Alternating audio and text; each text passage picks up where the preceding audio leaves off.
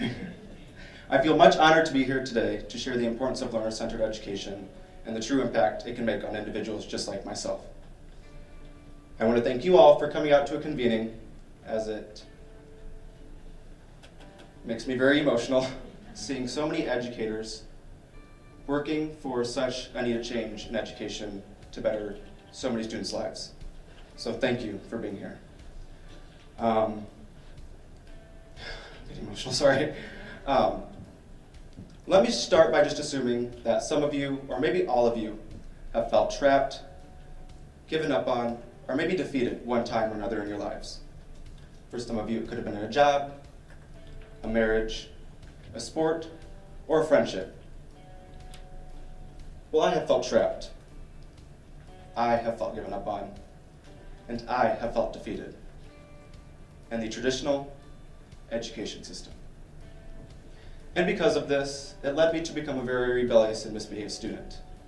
And it all started out in elementary school around first and second grade, when I'd lash out on teachers, refuse to do my work, run away at recess because I was terrified to come back in the building and sit in that one desk, and even become physically disruptive, slam doors and throw desks. And naturally, consequences had followed, and they started out small as having those recesses taken away. A phone call to my mother, "Hi Jenny, Jemar did X, Y, and Z today. We need you to come pick him up." And I'd always hear in the background, "Again?" or "What now?" Or being sent to the shrink, the office cubby. And as I grew older, my parents and I thought that I would grow out of this dislike, this discomfort for the traditional education system. But middle school rolled around and that wasn't the case. This dislike, this hatred for the traditional education system was still there. And so were my actions. I had matured a little bit, so my tactics had changed. And it was the utterly disrespect towards the administration and my teachers. Eye-rolling, name-calling, the arguing, and just flat out refusing to do my work at all. And still, consequences had followed. And they started out as detentions. And as these behaviors started to become more frequently, they started to form into detentions and suspensions, which was once a month, started to become every other week, and it started to become a weekly occurrence. And that raised some concern about the people who cared about me, my teachers, my friends, my family. And it was disappointing that they had to watch all this happen. And I was commonly asked, Jemar, what is it that makes you so upset? Or what is that makes you dislike school so much? But I could never convey that true feeling. And when I did express this feeling that I had less directly, because I didn't have the context or the words to express this, it was that I had felt trapped, that I had felt given up on, and I was tired of feeling defeated, that I was tired of being made to feel stupid because I couldn't reach this average student. And when I did express it less directly, I was told, Jemar, this is how school is. You're gonna have to get used to it. Or Jemar, look at all the other kids that have gotten through. Push through. So around this time when I had interest in joining Project Lead the Way in robotics. But to enter Project Lead the Way in robotics, I had to pass a traditional mathematics and written test. And I knew the scores that they were wanting were not at my par level, but I had this gut feeling that this hands-on learning, that this project-based learning would be a style of education that I would thrive in, and maybe even enjoy. So I put my mind to it. I took this test, I turned it in, I waited anxiously for the results. I received them, and I had failed. And that's when Mount Jemar started to become heated. That's when Mount Jemar started to boil. And it was around this middle school time when some of my educators had some concern about my mental well-being, because I wasn't doing so well in school. So I was referred to a counselor. And a month and 3 weeks in, those sessions ended, because we realized nothing was wrong with me mentally. It truly boiled down to my dislike for the traditional education system. I don't want any of you to take this the wrong way, but if any of you have ever seen the movie Split, this character has like 10 different moods, he code switches. That's what I had viewed myself as. The positive, cheerful, happy Jemar, smiling outside of school. But the moment I would step into school, my smile would turn to a frown. So as I was always told to do, to push through, high school rolled around. My GPA was taking a downhill spiral. I was starting to lose friends. And as we all know, education is such a big part of students' lives, my quality of life began decreasing. I was called in the office one day. I can't really remember the exact matter, but it was something I had did wrong in class one day. And the conversation started with the office secretary, and it escalated very quickly. And I started dropping F-bombs. F you, F this style of education is BS. She's the office secretary. She doesn't really care. My principal's door was open at this time, and as any good principal would, stepped out of his office, very confused, tried to intervene and de-escalate the situation, which made me more upset and irate. And that is when Mount Jemar blew, erupted, and my lava shooting through the roof. Fuck you! This style of education is BS. I'm tired of being made to feel stupid. There is no average student. The list could go on and on. I was so irate that I don't remember half the things I was saying. The elementary school, Jemar, came back out, and I started to become a little bit physically disruptive, slamming my hands on tables, and I decided that my next option was to be walking out of the building and leaving.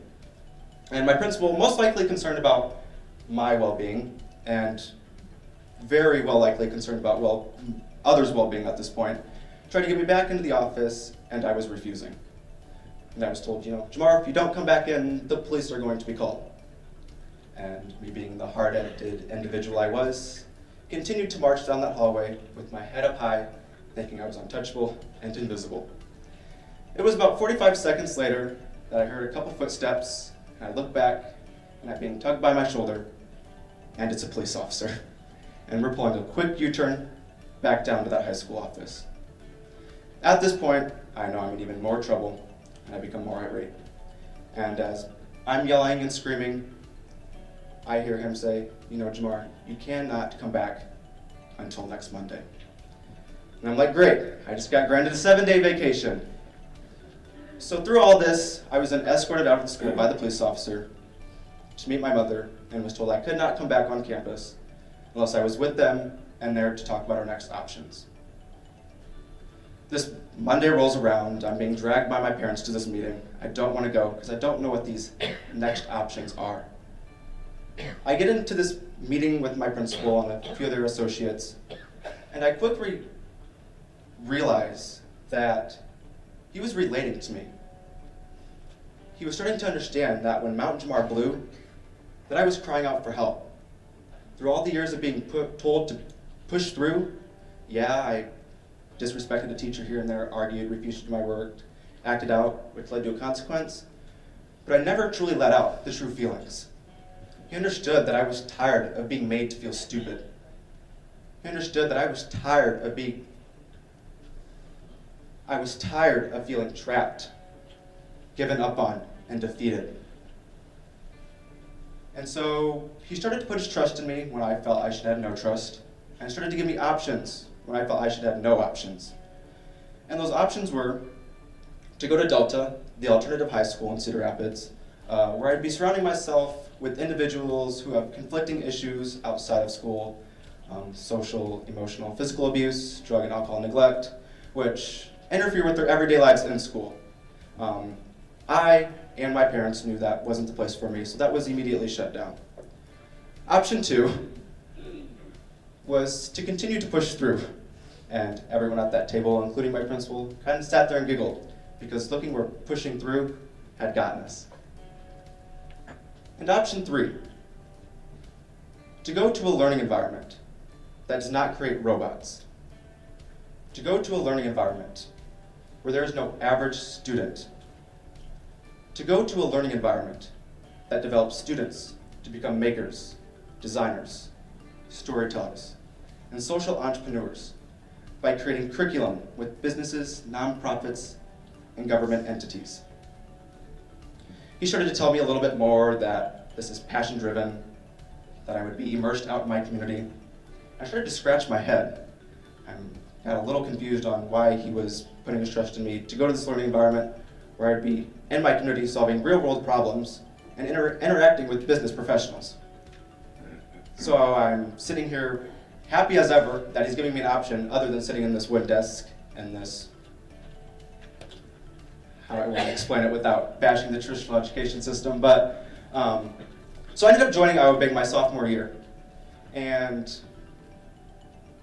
I had to take an orientation before I could join, and I immediately noticed when I took this orientation that there was nothing traditional about this environment. I didn't see students sitting in wooden desks with the teacher standing in front of a class of 25 lecturing, with students heads down, frowning, and solving fake problems. I saw students smiling and engaged in their learning. I saw students interacting with business partners, groups, having one-on-one time with mentors and individual time.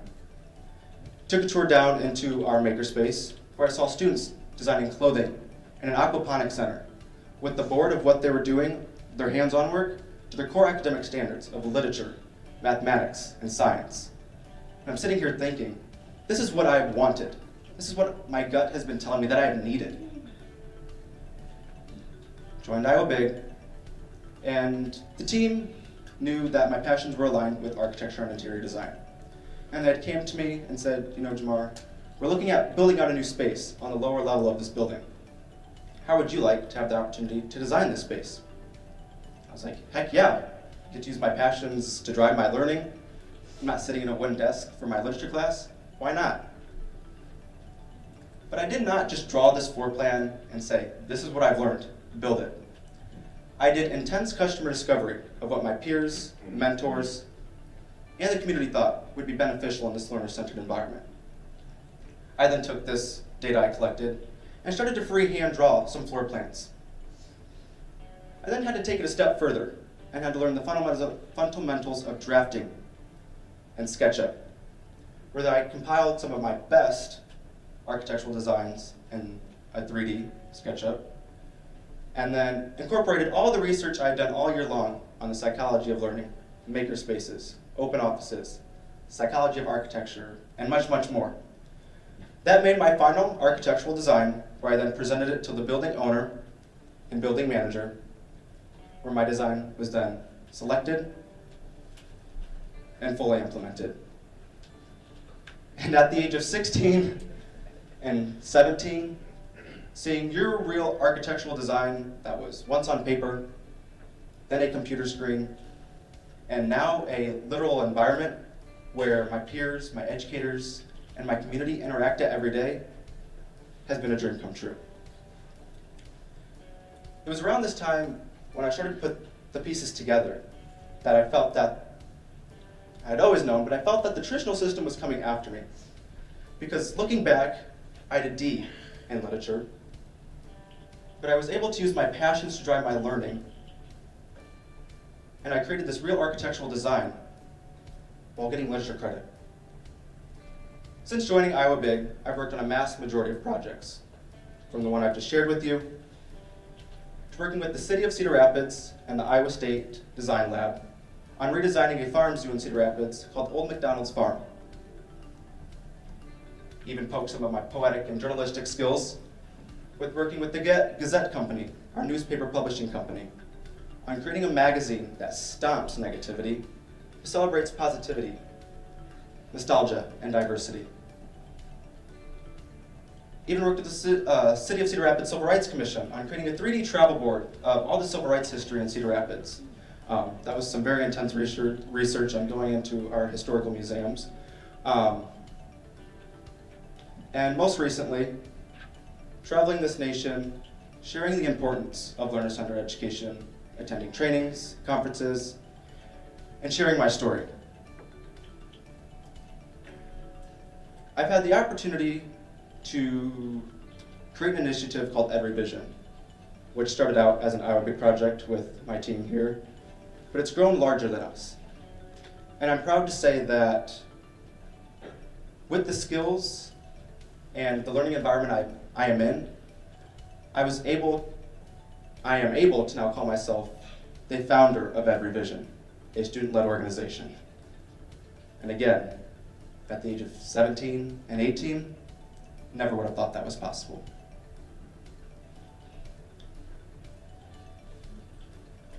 I went from hating school to loving it, from being kicked out of school and escorted out of school by a police officer to now thriving in school.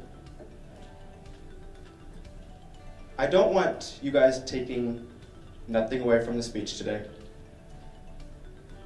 I want you to think long and hard in your classrooms, if you have a Jemar, your school districts, on what you can do to help them. We're all here today because we're believers in learner-centered education, whether that's you're already immersed in a program or you're trying to get one off the ground. I encourage you to think long and hard on these three things. Imagine what can happen if you bring the community back into your curriculum, when your educators are personable with their students and gain meaningful relationships, when you allow students passion to when you allow students' passions to drive their learning, and when you allow students to solve real-world issues. Because those are some of the key fundamental things that have got me here today and other places around this nation. I do ask that if you have any students interested in this advocacy work of education, please get them in contact with I and my team. If you have interest in continuing to follow me and my journey as I finish up high school and take a very unique path on my next chapter, you can follow me at journeywithjemar.com or on Twitter at JEMARRLEE. Again, I speak a lot, but it makes me overwhelmingly happy to see so many educators working so hard on transforming education to better serve so many individuals across this nation. Because what you guys are doing is not just impacting the students here in Minneapolis. What we're doing is not just impacting the students in Cedar Rapids, but it's impacting the students across this nation and all the Jemars out there that are needing our help. Thank you.